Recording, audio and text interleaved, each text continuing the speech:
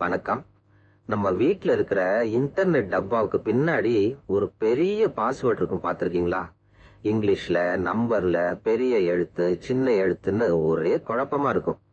அத போன்ல டைப் பண்ணும்போது ஐயோ, நாம பாட்டுக்கு ஒரு எழுத்து தப்பா போட்டாலும் வேலை செய்யாதுன்னு வந்து நிக்கும். சில நேரம் கடுப்பாய் போனை தூக்கி போட தோணும். அப்படிதானே நமக்கு எல்லாருக்கும் நடக்கும். ஆனா யோசிச்சு பாருங்களேன், இப்ப நாம என்ன பண்றோம்? போனை எடுத்து அந்த பாஸ்வேர்டை அப்படியே ஒரு படம் எடுப்போம்.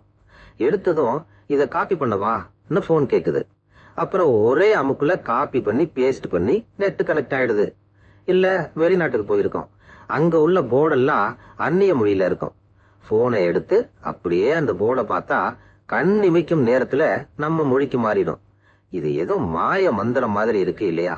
இந்த சின்ன அதிசயத்துக்கு பின்னாடி ஒரு பெரிய வித்து இருக்கு.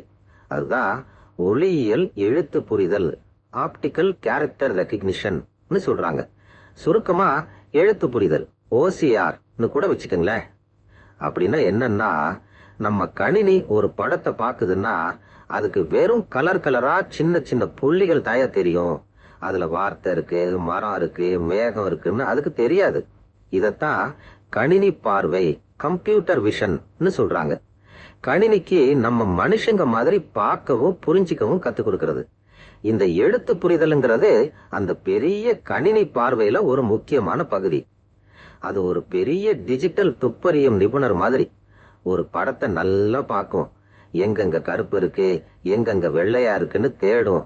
அப்புறம் ஆஹா, இங்க ஒரு நேர்கோடு இருக்கு, மேல ஒரு சின்ன வளைவு இருக்கு, இது பாங்கிற எழுத்து போலன்னு கண்டுபிடிக்கும். இப்படி ஒவ்வொரு எழுத்தா ஒவ்வொரு உருவமா பார்த்து கடைசியா வெறும் படமா இருந்த விஷயத்த நம்ம காப்பி பண்ணி மாத்தி தேடக்கூடிய எழுத்துக்களா மாத்திரும்யா. மனுஷங்க கைப்பட எழுதினாலும் பிரிண்ட் பண்ணினாலும் எந்த மாதிரி எழுத்தா இருந்தாலும் அதுக்குள்ள உள்ள வடிவத்தை புரிஞ்சுக்கிறோம். இதை நாம தினமும் பயன்படுத்திக்கிட்டு இருக்கோம், ஆனா நமக்கு தெரியாது. இப்ப பேங்க்ல செக்கை டெபாசிட் பண்றோம்ல, சும்மா போன்ல ஒரு படம் எடுப்போம். அதுல உள்ள அக்கௌண்ட் நம்பரை, எவ்வளவு காசுன்னு அதெல்லாம் அதுவே படிச்சிருதுல்ல. இல்ல ஒரு கடையில சாப்பிட்டுட்டு பில்ல படம் எடுத்தா பில்லோட மொத்த காசை அதுவே படிச்சு கணக்குல சேர்த்துடும். சும்மா பேப்பர்ல உள்ளதை கஷ்டப்பட்டு டைப் பண்ற வேலையெல்லாம் மிச்சம். இன்னும் பெரிய வேலைகளை எல்லாம் இது எப்படி செய்யுதுன்னு பார்ப்போம். ஒரு மருத்துவமனைக்கு போறோம், ஒரு பெரிய ஃபார்ம் கொடுப்பாங்க. பேரு, விலாசம் நீ எல்லாம் எழுதணும். பழைய காலத்துலலாம் அங்க உள்ள கிளர்க்கு அதை பார்த்து டைப் பண்ணுவாரு, எழுத்து பிழையெல்லாம் வரும். இப்ப என்ன பண்றாங்க தெரியுமா? அந்த பேப்பரை சும்மா ஒரு ஸ்கேனர்ல போடுவாங்க. அது அந்த ஃபார்மோட வடிவத்தை பார்த்து ஆஹா, இங்கதான் பேர் எழுதணும், இங்கதான் விலாசம் எழுதணும்னு புரிஞ்சுக்கிட்டு உங்க கையெழுத்தை படிச்சு சரியா அந்த இடத்துல கொண்டு போய் போட்டுரும். அடுத்த நிமிஷம் உங்க பேரு கம்ப்யூட்டருக்குள்ள போயிடும். அப்புறம் பிள்ளைங்க பரீட்சை எழுதுவாங்கல்ல, சரியான பதிலுக்கு சின்ன வட்டத்தை பென்சிலால ஷேட் பண்ணுவாங்க. அதுதான் ஓஎம்ஆர்னு சொல்றாங்க. அதுவும் இந்த எழுத்து புரிதல் மாதிரி தான். முன்னாடி எல்லாம் டீச்சருங்க ஒவ்வொரு ஷீட்டையும் பார்த்து திருத்துறதுக்குள்ள அவங்களுக்கு தலை வலிச்சு போகும். இப்ப இந்த ஷீட் எல்லாம் ஒரு மிஷினுக்குள்ள போட்டா போதும், அது வட்டத்தை எல்லாம் பார்த்து எது சரியா ஷேட் பண்ணிருக்குன்னு கண்டுபிடிச்சு மார்க்க உடனே போட்டுரும். எந்த தப்பும் வராது. லட்சக்கணக்கான பரீட்சை தாள்கள் எல்லாம் கண்ணிமைக்கும் நேரத்துல திருத்திருதான். இந்த எழுத்து புரிதல் சத்தம் இல்லாம நம்ம உலகத்தையே மாத்திக்கிட்டு இருக்கு. இதனாலதான் நம்ம நேரத்தை எல்லாம் மிச்சப்படுத்துது. சும்மா டைப் பண்ற வேலையெல்லாம் மிச்சம்.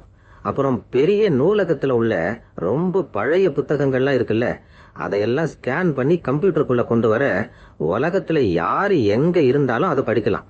அப்புறம் கண்ணு தெரியாதவங்களுக்கெல்லாம் இது பெரிய வரப்பிரசாதம். ஒரு கடிதத்தையோ மருந்து பாட்டிலையோ கடை பொருள் பெயரையோ போனை வச்சு பார்த்தா போதும், அதுவே படிச்சு சொல்லும். இது அவங்களுக்கு பெரிய சுதந்திரம் யா. அப்படின்னா இந்த எழுத்து புரிதல்ங்கிறது நம்ம பழைய பேப்பர் உலகத்தையும் புது டிஜிட்டல் உலகத்தையும் இணைக்கிற ஒரு பெரிய பாலம் மாதிரி. நமக்கு சலிப்பான வேலைகளை எல்லாம் அது பார்த்துக்கிறது.